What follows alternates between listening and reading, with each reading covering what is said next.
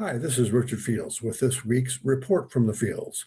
For the first time ever, a U.S.-based company has been named a supply chain risk by the Trump administration. That's what happened to Anthropic when the company declined to change its terms of service with the Pentagon. What Anthropic refused to do was allow Claude, its AI tool, to be used for surveillance of American citizens or for lethal war-making activities unmonitored by actual humans. The Pentagon wanted to change the terms to all lawful use applications. We already know how meaningful lawful use is to Trump and his yes men. They've unilaterally gone to war in both Venezuela and Iran. That's not just unlawful, it's unconstitutional. Only Congress has the authority to declare war. At least the two Bush administrations had the courtesy to ask Congress for an authorization of military force before starting their disastrous Middle East wars in Iraq and Afghanistan. More telling is the alacrity with which Sam Altman of ChatGPT stepped forward to replace Anthropic. Clearly, if enough money is involved, a financially shaky AI company will take government contracts no matter how bad the terms are regarding surveillance of Americans and lethal robotic war power. Anthropic co-founder and CEO Dario Amodei even offered to help facilitate a smooth transition to Anthropic's successor.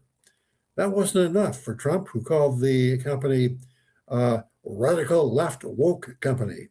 He said it was full of left-wing nut jobs and ordered that every federal agency in the United States government to immediately cease all use of Anthropic's technology. Anthropic sued, claiming its free speech rights are being violated by the Trump administration overreaction. Libertarians can disagree on whether any free speech issue is involved when the government shuts out a private contractor and maligns the company. But we can all agree that Anthropic did the right thing in standing by its red line that Claude should not be used to spy on Americans or be used to automate lethal force with no humans at the controls. Likewise, we can condemn ChatGPT for presumably more fully submitting to the Pentagon demands. The Soviet Union's Vladimir Lenin probably did not say the capitalists will sell us the rope with which we will hang them, but the sentiment stands.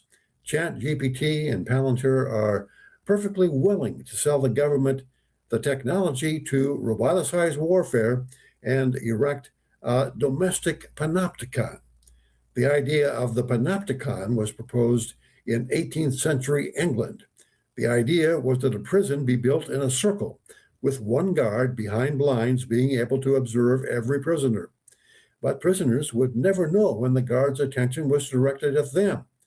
The theory being that prisoners would always be on their best behavior lest the guards be looking in their direction. Mass surveillance of Americans utilizes the same principle. All citizens would be motivated to be on good behavior lest being observed behaving in a way disapproved by the government. The problem is that whoever controls the government gets to arbitrarily set the standards of behavior. A Trumpian would-be Napoleon gets to censor anyone who disagrees with his military adventurism. A progressive Green administration could go after anyone who insists on cooking with gas. Do-gooders and control-freak bureaucrats can come up with innumerable behaviors they want to surveil out of existence. We're already seeing it in Britain, which is prosecuting people for their free speech and denouncing rapists who have emigrated from another country.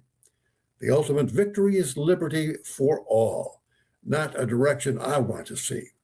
That's this week's Report from the Fields. I'm Richard Fields. See you again next week.